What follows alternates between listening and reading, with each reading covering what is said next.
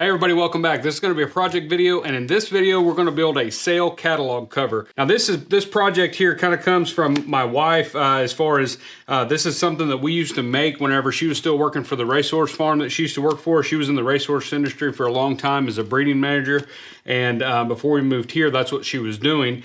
And in those, when you go to a horse sale where they're going to be selling yearlings or something like that, they've got the sale catalog books that they hand out. I don't know if they charge you for them or what, but you go to any horse sale, if you've been to one, you've probably seen these. They come in a few different sizes. It really depends on the size of the sale. So if it's really big, then the book is probably going to be much thicker. If it's a smaller sale, it might not even be quite this big.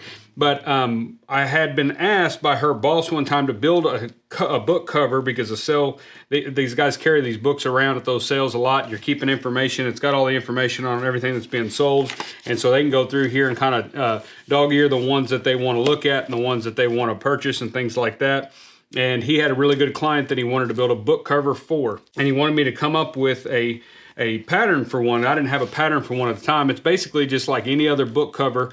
The only drawback to the sale catalog issue is that there are, that I've seen, 2 to 3 different sizes. There may be even more. So it gets kind of complicated to build a book cover for that one sale book. If he goes to another sale and they're smaller when he gets the book there, it may not fit. So what I wanted to do is make it adjustable. So we've done an overlap seam here, or binding in the back, and it just laces into position. As you'll see in the video, it's got 3 different positions you can put it at for a really large book, a smaller one, and even a real thin one. And this cover will fit all 3 of those books, and I'm sure many other sizes it'll work for. And then that lace just comes up. That's what holds the front and the back panel together. And then the extra piece of the lace is a great bookmark for where you're at in the sale book. So I came up with this pattern years ago. We've made quite a few of these. They make great gifts for anybody that's fond of going to horse sales and things like that. I'm sure this idea would work for any other type of book application. Would probably work great for a Bible. If you've got a couple versions that you try to kind of rotate through or something like that. Or maybe it's like a study Bible or something. And anyway, this will adjust, and you can adjust. You can use the same concept when you see the video and see how I do this. It's very simple, but you can use the same concept for any type of notebook cover or book cover that you're needing that needs to be expandable or contractible so that it'll fit multiple size books.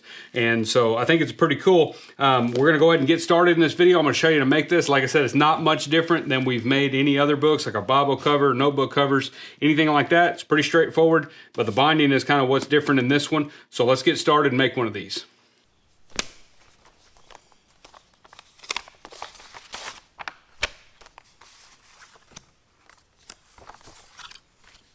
All right, guys, so there's our pattern. This is a piece of 5/6 ounce leather. For these sale book covers, I think this size leather, this weight of leather will work the best. We're just going to cut out all our panels. We're going to cut 2 fronts and 2 backs. We're going to line this all with 3/4 ounce leather, and we will also cut those spine pieces with all the holes in them. We'll cut those out of 3/4 ounce as well, in the pockets and that kind of thing. So pretty standard book cover.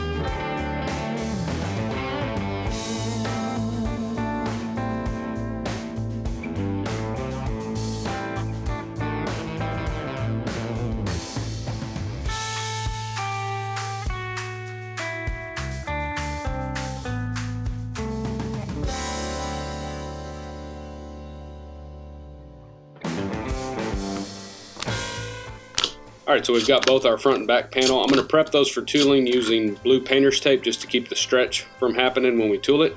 You could definitely use poster board if you prefer. but it's going to firm up the actual book. Here's our pattern pack. We actually have it while we're shooting the video, so I'm going to go ahead and use one of the patterns that we drew up for this pattern pack. And if you want that, there are links in the description to purchase that pattern pack. And then that way you've got a variety of tooling patterns as well as all of the cut patterns and everything.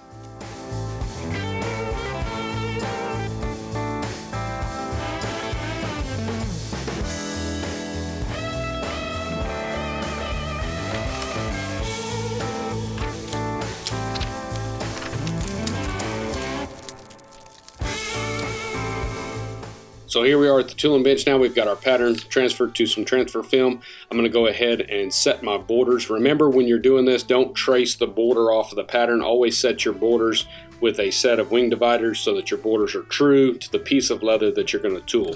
And we're going to go ahead and transfer this pattern and begin the tooling. We'll show a little bit of that here in this video.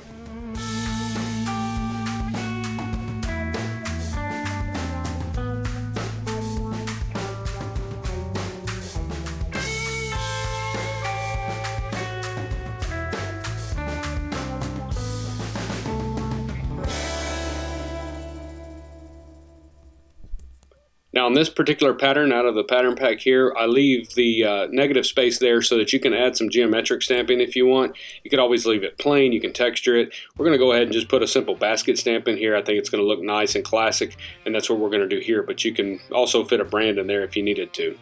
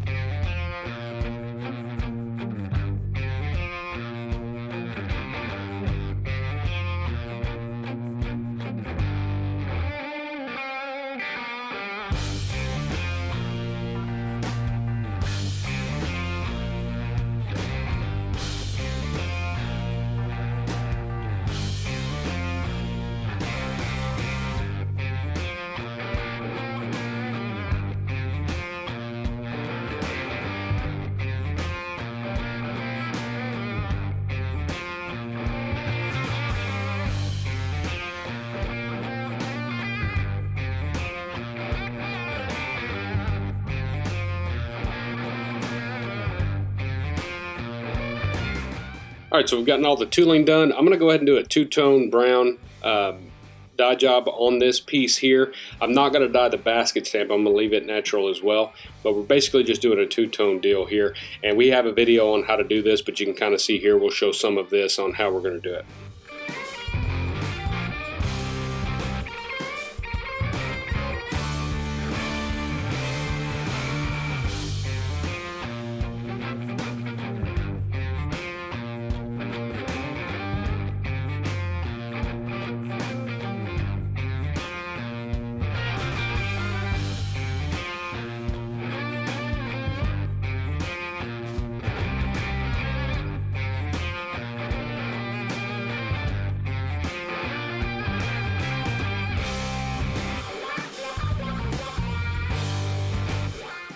Now here I've got my spine pieces. Before I punch all the holes, I'm just going to go ahead and do my dye work here. You could have left these natural and would have gone well too, but I wanted to go ahead and make it dark brown on these so that matches the two-tone that we have going on with the rest of the piece.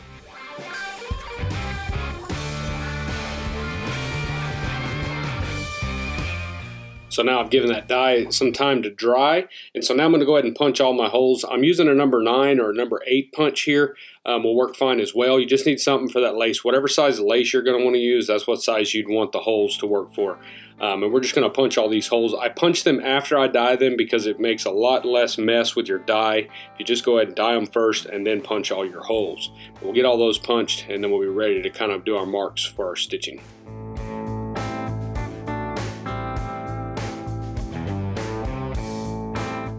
Okay, so we've got those holes made and everything, and so now what we want to do is come in here. I've got marks in the pattern, but what you want to do is scribe a line a 1/2 inch in from the side there. That's going to be the part that we're going to skive down, and that'll go in between the body and the liner, the spine area of the front and back panel, and that way when we sew those in, they're in there far enough that we catch those and sew them in place.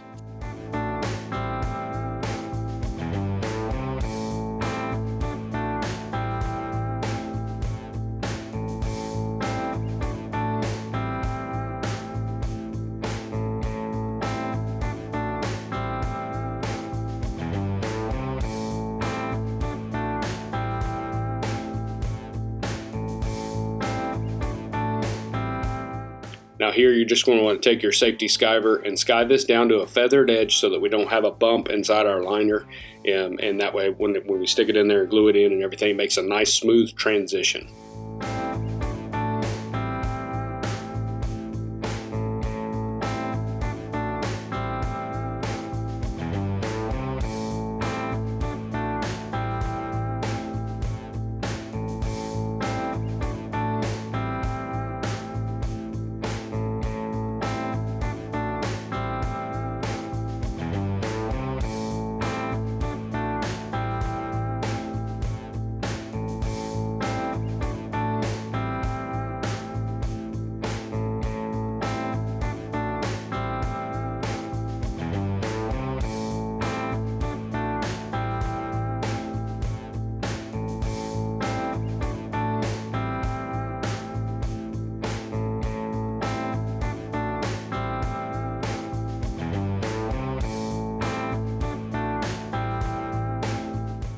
Now I'm just going to take a number 2 edger here and just edge the very top of each one of these pieces, and the outside there around where the holes are, that'll be exposed. So I want to go ahead and slick those edges and get them dyed, and that way it looks nice and professional, but you don't have to worry about the area that we skived, obviously.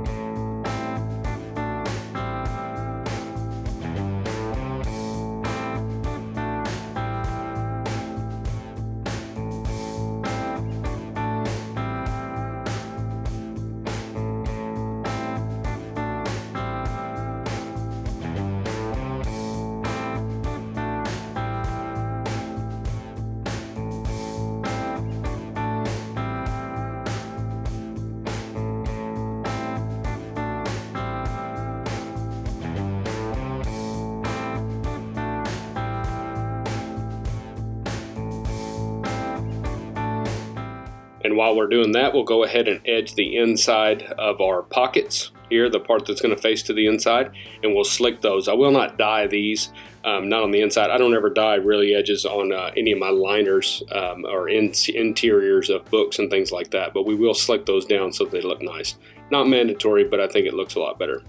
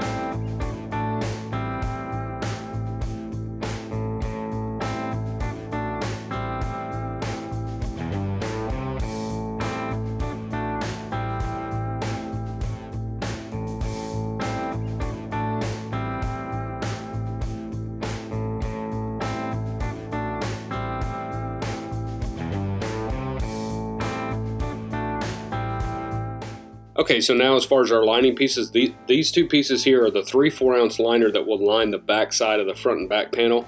You're gonna make a left and a right of these, but you want to take one long side there and skive that to a feathered edge. That's where those spine pieces are gonna go in between that and the front or back panel. And so you want a nice transition there. It makes it easier to trim after we sew it. So we just want to skive that down as well. No slicking or edging on these pieces.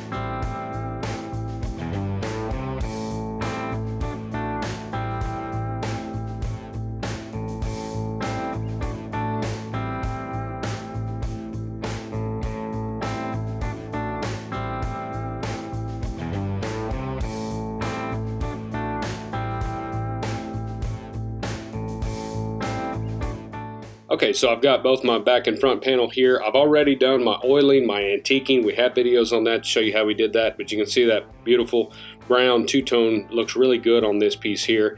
But now we're going to go ahead and sand and edge the inside edge of where those spines are going to go, where those spine pieces with the holes in them, where they're going to go. So you're going to go ahead and sand that, get a nice clean edge, and then we'll edge it and slick it and dye it. And that way when we put this thing together, all that's done, because it's going to be hard to do when everything's assembled. So be sure and pay attention to which side's going to be in the middle, and go ahead and do your edging and slicking on that.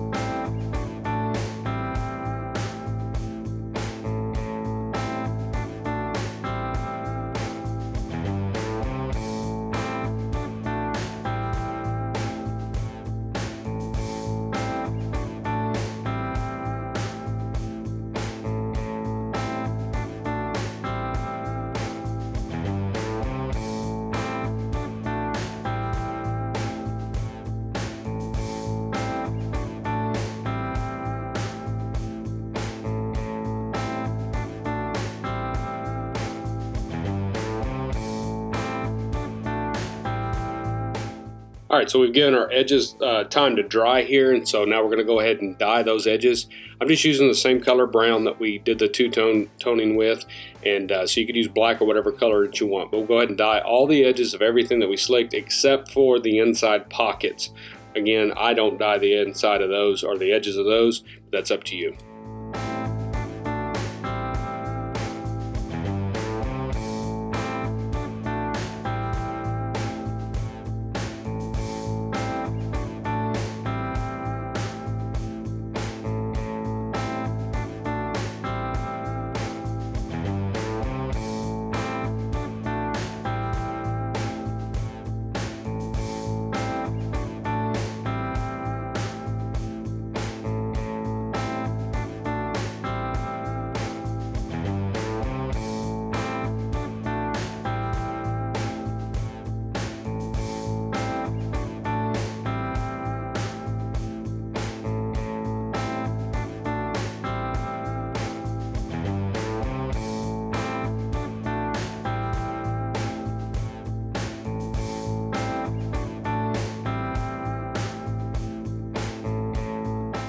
Okay, so now we're ready for assembly. The first thing that we're going to do is glue in place those spine pieces with the holes in them. So we've got our mark at a 1/2 inch along the edge there on those two little pieces to where we know where the glue is going to go. And so on the front and back panel, on the inside or the middle of them where they're going to attach, I'm going to go ahead and put just a little stream of glue there, and then on those other pieces, the spine pieces, when that sets up, we'll go ahead and glue those in place.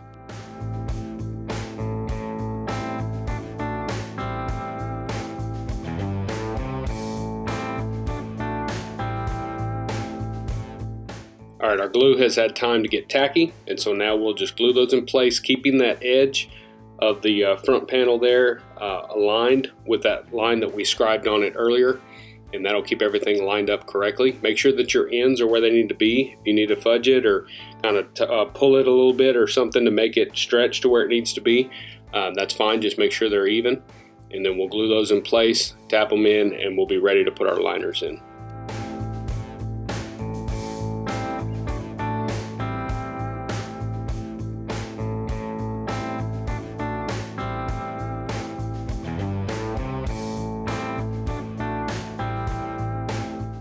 Okay, so now we're ready to glue our liners on. That'll be the first thing we glue to the bodies here, that they're ready to go. And so we'll go ahead and get these laid out and put glue on them. Be sure that you have that feathered edge to the inside or to the spine pieces with the holes in them. That's going to be a lot easier to trim off since we skived that down.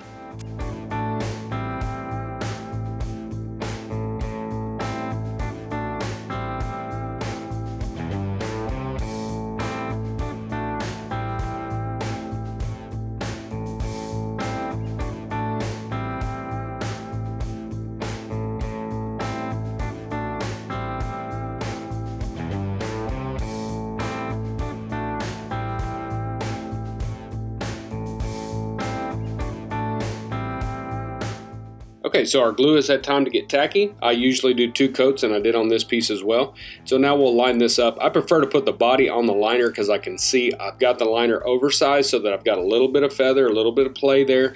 I don't have to be so precise when I set it down, and I want to be sure that I get the thing centered on there. And we'll glue those in place. Again, make sure that feather's towards the holes on the spine piece.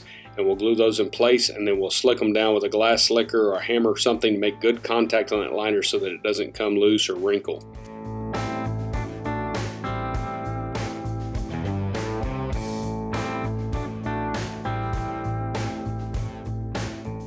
Now that the liners are glued in place, I do want to go ahead and trim that feather off now, because we want to be able to see where the actual edge of the body is, and that way we can line up our pockets whenever we go to line those up. So I'm going to go ahead and trim that feather off now. It's going to be perfectly fine, and that'll give us a nice edge where we know where we're setting those pockets.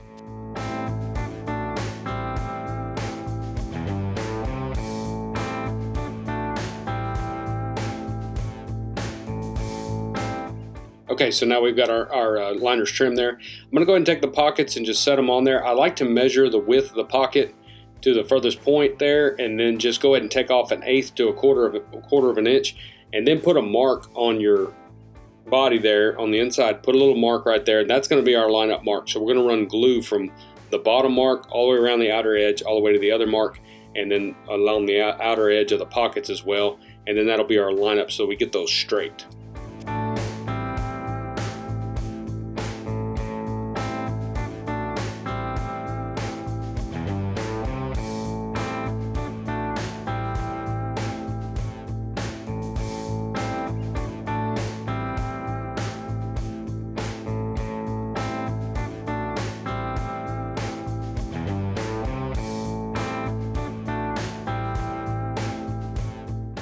Alright, so our glue is dry and tacky, and so now all we've got to do is line the pockets up on those marks, and that'll leave us the proper amount of feather all the way around the edge there. We can trim that to fit once we sew them in place. So we'll just glue those down, tap them in with a hammer, and we'll be ready to go to the sewing machine.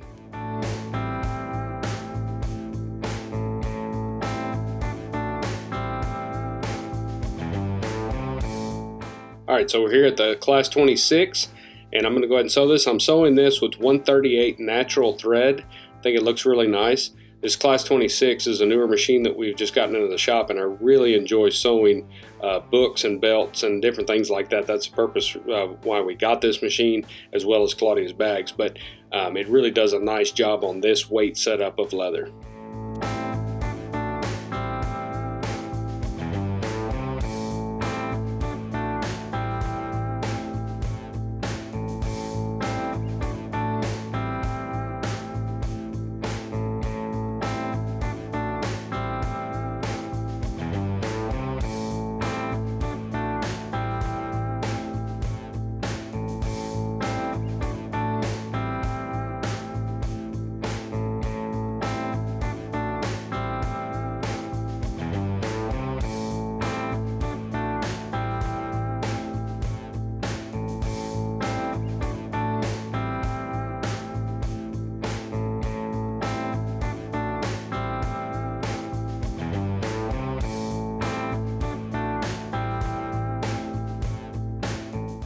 Okay, so both panels are sewed up, and so now what we'll do is just go ahead and trim our stitches there, and then we're going to trim that feather off where that pocket is so that our edge is nice and clean.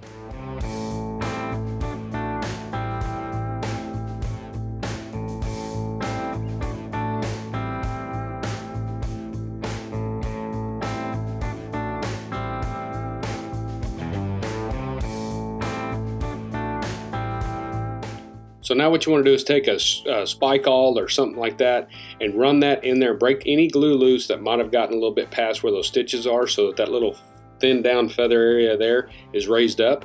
And then take a pretty good size edger, I'm using a number 4 right there, and just get that started, and then you just want to run that down the edge, and be careful so that you don't cut your spine piece off. It's 3/4 ounce as well. But just cut that, and that'll ride right along the stitches. You've seen me do this in another book video. Just be sure not to cut those where the holes are. And you just want to trim that little feather off. This is the easiest way I found to trim this off. Just use an edger to do that.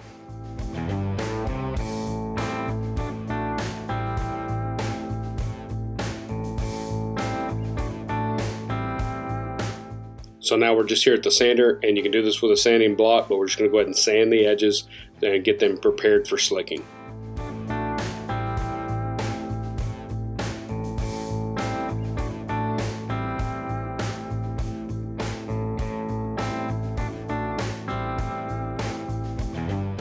Now I'm just going to take a number 4 edger and just edge all the way around everywhere we haven't slicked. We're going to go ahead and edge that inside and out, and that way that's ready, and then we'll slick it up and then let those edges dry a little bit, and then we'll dye them.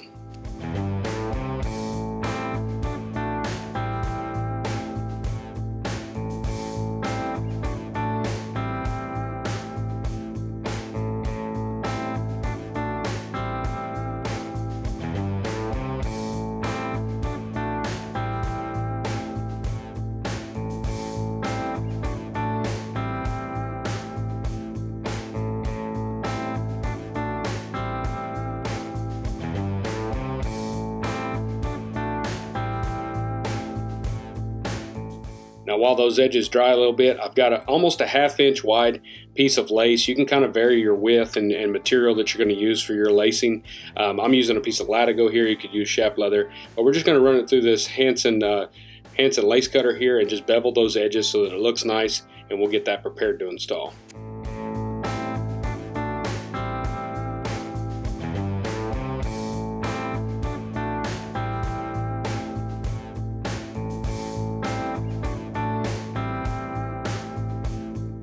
So our lace is ready to go. I'm just going to square up one end, and then on the other end I'm going to go ahead and cut a long tapered cut just like you would on a bleed knot or something like that, and that lace will be ready to go. And we'll take a 1/2 inch bag slot and just make a 1/2 inch slot there at the end. That's so that we can tie it in place, as you'll see in just a minute. So our edges that we slicked are now dry, and so now we'll go ahead and just dye those edges real quick, get that all ready to go, and then we'll freshen it up with some tan coat, and that way those edges are nice and shiny, and we'll put this thing together.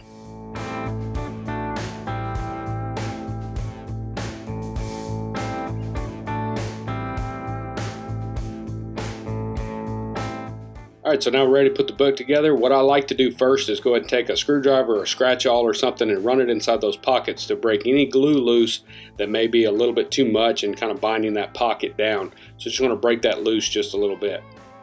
And then we'll take the lace that we have, and we're going to go ahead and set it on the width that we want to set this book for, depending on what you're putting in there. We're going to come up through the bottom first hole and go ahead and set that bag slot to where it's kind of right there at the next hole.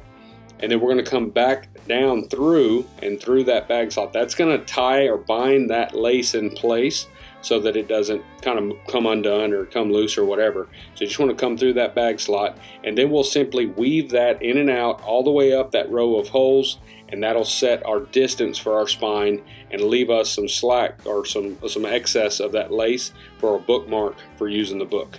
And so now you just simply weave it all the way through there.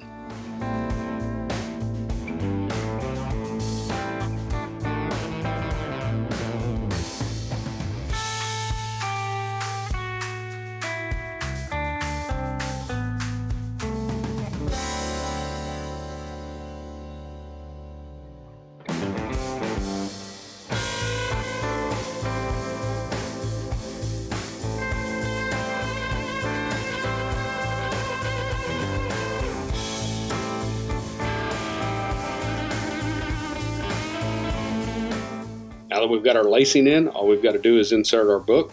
You can take your little sale catalog or whatever you're making this for and just slide one in there, and then you'll have to slide the other end, and then it'll be inside the book, ready to go. It's set for its width, and it fits in there really nicely.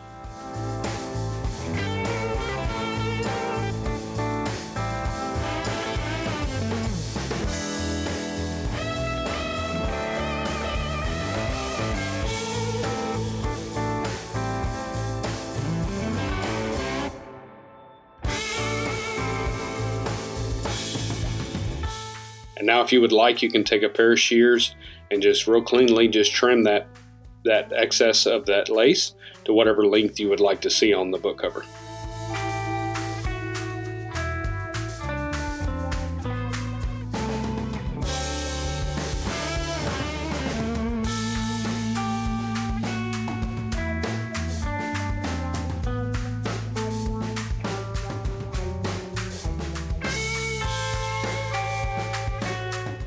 All right, guys, so that's building the sale catalog cover. As you can see in the video, like we said, it's not very hard. It's a little bit more complicated than, say, building a belt or something like that, but it's pretty straightforward and almost identical to the way I build all of my notebook covers, book covers, things like that. This book cover, it's just a really neat design, the way the bind goes in. That's really the only thing that's different, and I think it looks cool. You could probably do this for multiple different items, not just a sale catalog cover. Like we said earlier, you could probably do this for multiple different things. Plus, it just looks kind of cool, and you've got a added bookmark situation there, which isn't hard to add on any other cover as well, but goes together good.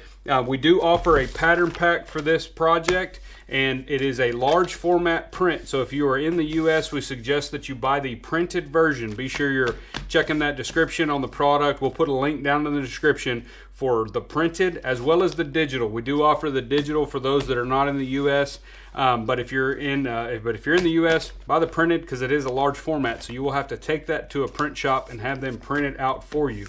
It's just one sheet of paper, but it's 24 by 36 inches. And so that's a fairly large print there. If you've got a company you deal with, it's not that big of a problem. But there's a variety of tooling patterns in there, floral carving patterns. As you saw in the video, this was one of them. I actually used the pattern pack and did this version here, because the one that's on the cover of the actual product, this one was built for the actual stallion manager at the ranch where my wife was working at, and so that was a gift from her boss to him, and so we made that one for him. And so that pattern is in the pattern pack, but I decided to make another one since that one's already gone, obviously. And so this one will just be one of ours. We'll have it at the shows if you want to look at it. But that's it. Like I said, pattern pack, I'll have all the links down in the description. You can go to dgsaddlery.com and look at all the other printed pattern packs we've got for all the project videos that we've done. There's a lot that are in the digital deal that you can print off on 8.5 by 11, but the printed pattern packs are going to be the more large format prints and things like that. So go there and check that out if you're wanting to get into a few more different projects. And be sure while you're there at dgsaddlery.com to sign up for the Leathercraft newsletter. I appreciate you guys watching, and we'll see y'all in the next project video.